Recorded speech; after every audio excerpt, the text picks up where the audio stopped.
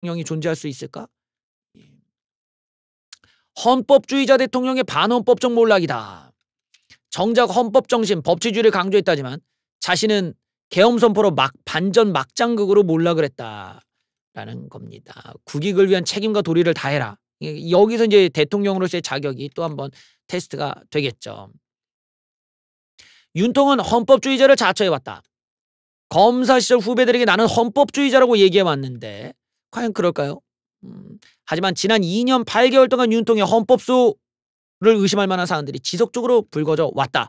입틀막들로 표현의 자로 억압하고 야당을 협치의 대상이 아닌 반국가 세력으로 몰아붙이고 이태원 참사, 최상병 사건 등에 대해서 국민의 안전 이런 데에 대한 책임을 지지 않는 태도도 있었다. 제가 요때 당시도 많이 비판을 했었죠. 우리가 이제 세월호 때와 차이가 있는 거는 세월호 때는 바다 한가운데에서 이게 많은 사람들이 사망을 했잖아요. 그러니까 이거는 우리가 물리적으로 어떻게 할 수가 없는 사건이었단 말이야. 그래서 어떻게 해서 그러면 배가 이렇게 평형수가 없는데 나갈 수가 있었냐의 문제로 이제 넘어가죠. 그러면은 이거를 감시를 하고 평형수 체크를 하는 게 사람 인원수 체크하고 이게 이제 거기서 이 일하는 경찰들 또 관리하는 사람들의 책임인데 얘네들이 다 그 특정 종교와 개입이 되어 있으면서 한통속이었다는 거야. 이거를 왜 정부가 몰랐냐로 또 넘어가게 되거든. 그러면서 이제 박근혜 대통령의 책임론도 올라오고 박근혜 대통령이 눈물도 흘리시고 한 거지. 너무 많은 어떻게 보면은 우리 사회에 좀 구조적인 이런 문제점들이 발견된 거니까. 그리고 어떤 그 중앙과 멀어져 있는 아주 구석에 있는 그 지방에서는 사실 이런 감시나 감사가 제대로 돼 있지 않고 아직 민주화라던가 이런 선진적인 그런 감사 시스템이 안 돼 있다 보니까 여기서 자기네들의 돈벌이를 위해 사람들을 위험한 항해를 하게 만들었던 이런 이제 상황들이 여기에 깔려 있었던 거죠. 그러니까 정부가 아주 구석구석 감시를 해야 되는데 사실 그런 기능이 제대로 돌아가지 않았다는 점이 당시에는 이제 이슈가 됐다면 이태원 참사는 달라요. 이태원 참사는 사고가 나기 전에 신고를 했단 말이야. 많은 애들이 신고를 했는데 경찰이 받았어. 알겠습니다 했는데 안 나갔어. 이게 문제라는 거야. 왜 안 나갔나요? 없어. 경찰 병력이 없는 거야. 경찰 병력 어디 갔니 했더니 다 용산 가 있어. 용산에 시위 집회하는 애 맞겠다고 그걸로 다 끌고 가니까 이태원 쪽에 보낼 만한 경찰이 없었던 거예요. 그러다 보니까 지금 이 이태원 참사에 있어서도 자꾸 이제 윤석열 대통령의 책임론이라는 것 이런 것들이 이제 올라오는 거지. 그래서 세월호 때랑 많이 다른데 이런 문제에 대해서 이제 대통령이 제대로 된 이제 책임이나 이런 걸 느끼지 못한 채 넘어가니까 이거는 그나마 이제 정권 초기 때 있기 때문에 그냥 사람들이 뭐 넘어가줬지만 이후에 이제 최상병 사건이라던가 뭐 그 외에 여러 가지 뭐 폭탄처럼 터지는 사건들을 막지를 못한 채 이제 무너진 겁니다. 자, 헌법주의자라는 대통령이 계엄 선포로 헌법 정신을 정면으로 뒤엎을 줄은 몰랐다. 이런 반전 드라마가 없는데 거대 야당의 독재에 대한 경고다.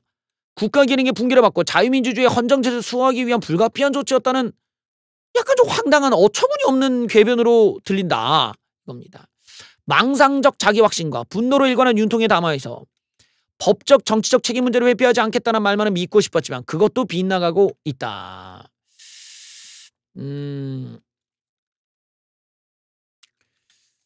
뭐 우리들이야 뭐 이제 민주당의 어떤 악랄함이나 이런 것들은 잘 알고 있으니까 뭐 그런 걸 10번 100번 비판해도 모자르겠지만 그게 계엄령을 선포할 수 있는 명분인가에 대해서는 진지하게 생각을 좀 해볼 필요가 있죠. 예, 야당이 의석수를 많이 가져가는 부분도 국민들이 만들어 주신 거야. 왜 그렇게 만들었겠어요? 우파 쪽이 국민들에게 믿음을 못 주고 또 호감을 못 주고 그리고 선택을 못 받은 어떤 이념적인 연구가 이제 부족하기 때문이죠. 그러니까 사람들이 나와서 안 찍어버리고 그냥 민주당을 찍든지 이래버리니까 반사이익을 민주당이 많이 누린 겁니다. 윤석열 정부기 때문에 정부를 밀어주겠다는 생각을 충분히 할 수 있음에도 이런 일이 벌어졌다라는 거는 그만큼 국회의 어떤 건전한 활동에 있어서 평가를 하자면 민주당에 비해서 상대적으로 국민의힘이 평가를 못 받았다라는 거예요. 그럼 왜 못 받았을까? 윤석열 정부와 국민의힘이 그간 2년 몇 개월 동안 보여줬던 행태들을 보면은 알 수가 있죠. 자신들이 지지율이 높을 때 차라리 문재인을 좀 조사를 해보거나 전 정권의 부동산 문제라든지 뭐 탈원전 문제나 뭐 친북적인 행태들에 대해서 수사, 감사, 조사를 통해서 이걸 끌어내는 이런 시기로 가야 되는데 그걸 안 하고 이준석을 털었단 말이에요. 그러니까 같은 내부에 정당 내부에 있는 대표를 끌어내리는 이런 쪽으로 갔다는 거야. 당시에 이준석이 물론 뭐 싸가지가 없다 이런 평가는 있어도 당시 이준석을 통해 지지율이 무지막지하게 오르던 때였는데 이런 당내의 어떤 그 헤게모니 싸움에 더 집중했다라는 점, 이런 걸 보면 이런 인간들에게 누가 과연 국회를 맡기고 싶겠는가. 첫 번째가 여기서 국민들에게 이미지가 안 좋았죠. 그 이후에 이제 이태원 참사도 있고 또 홍범도 논란도 있고 또 더 나가서 이제 잼버리도 말아먹고 엑스포도 말아먹고 뭐 명태균에 뭐에 뭐 다 터집니다. 또 김건희 여사 백 문제도 있고요. 자, 그러면 이런 문제들에 대해서 국민의힘이 어떻게 대응해 왔는가? 문제를 문제라고 인정하지 않았단 말이에요. 문제가 있는데 그 문제를 인정하지 않고 그냥 계속 감싸고 왔단 말이야. 영부인이 백을 받은 장면이 나와도 감싸. 지지율이 잘 나오고 있는데 당대표를 내쫓으라고 해도 그걸 감싸. 대통령이 여당 대표를 뒷담화 까다 걸렸어. 그런데 그래도 감싸. 이 정도로 인성이 개차반이면은 누가 그런 정당을 찍어주겠냐라는 거야. 여기에서부터 우리가 좀 돌아봐야 돼. 우리가 2년 윤석열 정부 내내 보여줬던 국민들에게 보여줬던 보수 정당의 이미지가 누구 뒷담화 까고 누구 내쫓고 그래놓고 정작 지들이 권력을 가졌는데 잼버리 하나도 제대로 운영을 못할 정도로 말아먹고 그러고도 그냥 남 탓하고, 응? 경찰 병력도 분쇄를 못해갖고 대형 사고를 만들고 여기에 무슨 뭐 유치가 가능하다고 혼자 아는 척하다가 유치도 못하고 그냥 씨발려버리고 영부인이 백을 받았는데 백을 준 사람이 잘못이래. 이런 궤변. 아니 자기가 잘못해가지고 선거를 치르는데 그 사람 사면해가지고 다시 후보를 내. 이런 비윤리적인 행태들. 끝도 없는 논란이야. 여기다가 윤석열 대통령의 인사를 한번 보십시오. 틀튜브에 나와서 정신 나간 소리 나는 애들한테 다 한 자리씩 준 거야. 이런 걸 보면 사람들이 뭘 느꼈겠냐 이거지. 같은 우파들도 설득이 안 될 정도로 개판 3분 전이었는데 이러니까 그냥 발려버리잖아요. 이게 이런 상황에서 우리가 만약에 민주당을 이기려면 우리가 부정선거를 해야 돼. 우리가 표를 어떻게 조작하고 우리가 통과를 해가지고 우리가 부정선거해야 겨우 이길 수 있어. 이렇게 수준 미달의 정치 형태로는 민주당은커녕 이런 정당은 없어져야 된다고. 이건 우파도 아니고 그냥 우리를 망신시킨 거야. 대체 뭘 한 겁니까? 그러면 물가라도 잡든지 일자리라도 늘리든지 여가부 예산 더 늘려, 노인 일자리 예산 더 늘려. 이게 뭐 하는 거? 이게 좌파 정책이지 이게 뭐냐고. 우리가 문재인 정부 때 야 문재인 너는 노인들 일자리 예산 왜 늘리냐? 그게 일자리냐? 그게 돈 뿌리는 거지? 그거 생산성도 없는 거 왜 하냐? 맨날 깠어 우리가. 역시 좌파들은 저래. 돈 뿌리면서 그걸 일자리 통계에다 넣고 막 눈속임해. 윤석열 2배로 올렸어. 윤석열은 더 줘 막 노인들한테. 이런 짓거리를 하는데 이게 어딜 봐서 보수 우파냐는 거야. 이번 2024년 총선 때 우리 오세훈이가 뭐 때문에 날라갔습니까? 무상급식 때문에 날라갔어. 좌빨들이 무상급식 외쳐갖고 야 어떻게 돈 많은 애들까지 무상급식을 하냐. 우리가 돈이 그렇게 있냐? 선별적으로 복지를 해야 되는 거 아니냐. 얘네들은 그냥 무조건 복지야. 우리는 선별적을 예의하잖아. 선별적으로 가야 되는 거 아니냐. 자기 집까지 걸었어요 오세훈이. 우리는 그렇게 선별적 복지를 외치던 진영이 2023년에 와서 한동훈이가 나와가지고 공약으로 건 게 노인들 무상급식이야. 노인들 공짜 밥을 주겠다는 거야. 청년들, 고생하는 청년들이나 대학생들한테 무상급식을 주겠다는 게 아니라 노인들한테 무상급식을 주겠대. 이딴 게 공약이야. 이런 좌파 빨갱이 같은 공약들을 내세우면서 민주당을 이기길 바란다고요? 우리 자신을 한번 보라고. 우리는 이미 종북 빨갱이만큼이나 빨갱이 같은 공약들, 빨갱이 같은 정책들을 이미 진행하고 있고 실천하고 있고 그거를 향해 가고 있다니까? 예전에는 직을 걸면서 보편적 복제에 대해 거부감을 나타내고 그걸로 싸우던 우파가 우리가 우리가 그냥 뭐 노인들한테 밥 퍼주고 이런 얘기를 하고 앉았어. 가장 돈 낭비되는 가장 쓸모없는 부처에다 예산 막 늘려주고 이딴 식으로 돈을 펑펑펑 써대. 아니 쓰지 말라고 뽑아준 게 우파인데 돈을 더 써댄다고. 그러니 세수가 펑크가 안 나? 그 펑크가 나는 세수가 어디다가 갖고 옵니까?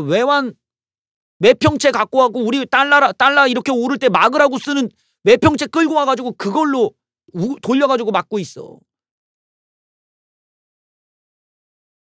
이게 지금 보수의 수준이야. 우리가 언제 이딴 식으로 해봤냐고. 우리가 언제부터 이딴 식의 정책들을 빨아줬냐고.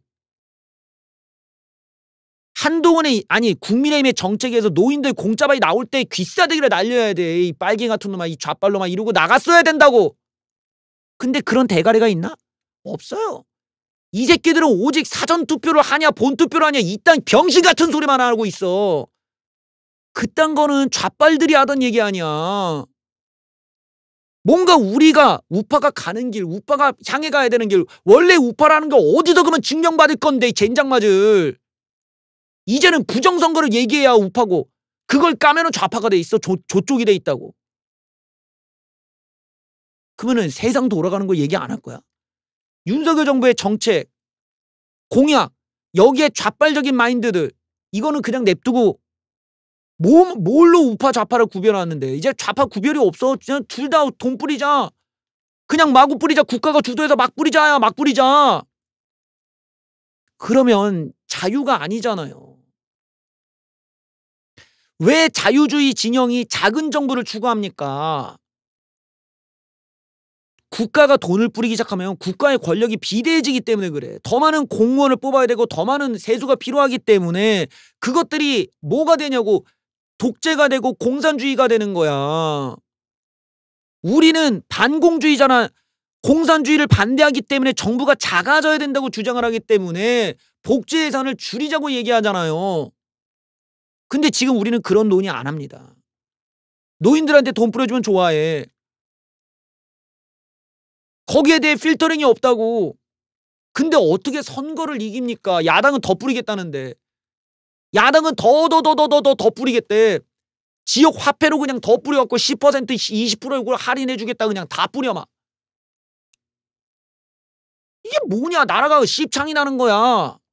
그러면 우파라도 말려야 될 거 아니야. 야 이재명 말이 되는 소리야? 야 이 좌빨놈들아 이거 돈 뿌린 게 말이 돼? 나가야 될 거 아니야. 그게 아니라 같이 뿌려. 너희들 너희 30조냐? 우리는 40조다. 50조? 우리 60조다. 이래놓고 뭔 놈의 부정선거를 씹으려. 정책 자체가 빨갱인데 지금. 내가 이러니까 우파가 아니야. 근데 이런 이야기 자체가 지금의 윤석열 대통령한테는 너무 고차원적인, 너무 고난이도적인, 너무나 어려운 얘기를 지금 하고 있는 거야 내가. 사람 머리에 그냥 내가 나서서 뭐 종북 빨갱이 척결만 외치면은 막 우파들이 막 좋아하고 박수 쳐주고 절대적으로 지지로 올라가는 줄 아는 이런 단세포적인 정치가 언제부터 이게 우파냐고요. 그것도 6.25 때나 얘기하지. 평상시에는 경제를 얘기해주고 우리나라의 재정을 단단하게 만들어주고 문재인이 올려놨던 최저임금 문제를 망쳐놨던 것들을 어떻게 정상화시키냐. 야당 놈들이 이렇게 돈 뿌리는 문제를 우리는 이렇게 가서 국민들의 삶이나 우리나라의 운영 자체가 원활히 될 수 있고 선순환 구조를 만들겠다. 이 안에서 우리가 기술 개발을 하고 또 기업에 지원을 해줘서 일자리를 창출하겠다. 이런 세상을 원했지. 누가 공짜밥이나 만들어 공짜밥 퍼주는 이딴 걸 누가 원했냐, 우파에서. 근데 우리는 이런 얘기 안 해. 어디 틀튜브 새끼들 부정선거 얘기하는 새끼들 중에 우리 선거 과정에서 이딴 정책 때문에 이런 빨갱이 같은 정책이 나오는 어디 친중, 반미, 종북 새끼들이나 할 만한 이런 말도 안 되는 정책들을 얘기한 것에 지적하는 놈이 어딨냐? 그런 대가리가 없어. 그런 뇌세포 자체가 없다고. 아예 분석을 안 해. 이 새끼들이 말하는 정책이 우파인지 좌파인지. 얘가 지금 하고 있는 예산이 지금 이게 우파적인지 좌파적인지 얘기를 안 해. 그런데 어떻게 선거를 이기냐고요. 그냥 발리는 거야. 차별화가 안 되니까. 우파는 우파의 길이 있다고. 그딴 게 사전투표를 안 해서 우리가 이길 수 있다는 망상이 아니야. 노인들이 몸도 아프신 분들이 사전투표를 더 해야 몸이 편한 상태에서 투표를 하지. 그 양반들 본투표에 나와서 5시간 6시간 그 70대 할아버지들 어떻게 기다리냐. 나왔다가 그냥 다시 들어간다고. 이거 마려워가지고. 오히려 그런 것들이 우리를 더 위축을 시킨다고. 본투표만 나오라고 하는 게. 이런 대가리가 안 돌아가니까 계속 악재가 섞이고 정말 이념적 발전도 안 되고 정치적 발전도 아무것도 안 되는 우파가 정말 뭘 해야 될지도 모르는 바보 같은 상황으로 계속 공회전이 돼가지고 여기까지 온 거야. 이제 시대가 AI 시대다. 이제 시대가 너무 많이 바뀌었는데도 아직도 이러고 앉아 있어. 노인들한테 그냥 퍼받아 먹겠다고 밥까지 주겠대.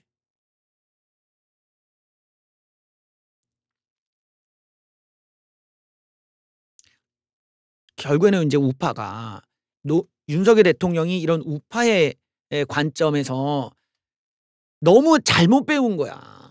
너무 잘못 배우고 그냥 자기가 망상을 하면 그게 현실인 줄 아는 거야. 자기가 오해하면 그게 진짜인 줄 아는 거야. 그리고 이런 내가 지금 얘기하는 것처럼 어떤 게 우파고 어떤 게 좌파적인지를 구별하는 정도 선에서라도 방송에서 얘기해 주는 거라도 봤다면 윤석열 대통령이 저런 바보 같은 짓은 안 했겠지. 틀튜브들이 얘기하는 그 방법에는 인과율이라는 게 없단 말이에요. 인과관계가 없으니까 예측이 틀리다고. 응? 인과율이라는 게 어렵지가 않잖아요. 우리가 중력이 있는 곳에서 펜을 떨어뜨리면 펜이 밑으로 떨어질 거 아니야. 위로는 안 갈 거 아니야. 근데 틀튜브들은 위로 간다. 우겨대. 윤석열 대통령 그걸 진짜로 믿은 거지. 이거 안 되면은 내가 대통령 권한이 있으니까 계엄령 버튼 눌러갖고 군인들로 조지면은 다 내 세상 되는 거 아니야? 안 된다고요. 민주주의잖아. 대통령 따위가 군대를 동원해서 아무리 총뿌리를 가지고 난리를 쳐도 안 된다고. 역사에서 뭘 공부한 거냐. 역사에서 그 수많은 군부 독재들이 다 망했어. 아니 옛날에 더 심한 왕권 사회도 다 망했어. 이제는 신이라는 존재가 지옥을 만들어서 니들 나 안 믿으면 다 니들 지옥불에서 평생 지짐당한다. 이래도 사람들이 신을 안 믿어. 그 정도로 인간이라는 존재 이성이 너무나 많이 열려있는 상황에서 지지율이 20%가 될까 말까한 대통령이 군대를 동원한다는 걸 누가 무서워하고 누가 그걸 가지고 복종을 하냐고. 그딴 걸로. 웃긴 새끼네 이러고 가서 그냥 조져버리지. 이게 바로 틀튜브들의 문제야 지금. 맨날 센 척, 무조건 과격한 방법, 무조건 폭력적인 방법, 북폭을 하고 쿠데타를 일으키자, 무슨 계엄령을 하고 그냥 군대를 동원해서 다 뭐 어쩌자 저쩌자, 이런 폭력적인 사고에 갇히니까. 그러니까 좌빨들이 던졌던 극우의 프레임이 현실이 돼버렸잖아. 윤석열 대통령이 좌빨들이 이제까지 우파한테 해왔던 프레이밍을 그대로 실천해왔던 사람이 돼버린 거야. 이러니까 우파가 더 망해버린다고. 우리는 다시 초심으로 돌아가야 돼요. 초심으로 돌아가야 돼.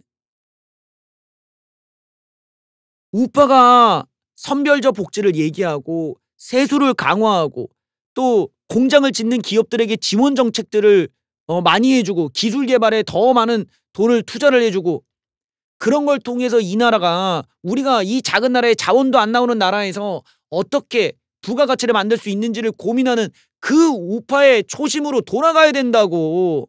사전투표만 안 시키면 우리가 이긴다는 그 병신 같은 망상이 아니라 생각을 해봐라. 사전투표 없이 본투표에서 사람들이 막 5시간씩 기다려서 투표하는 세상이면 노인네들이 더 안 나오지. 더 안 나와. 노인네들이 어떻게 그걸 5시간을 기다리면서 투표를 하냐.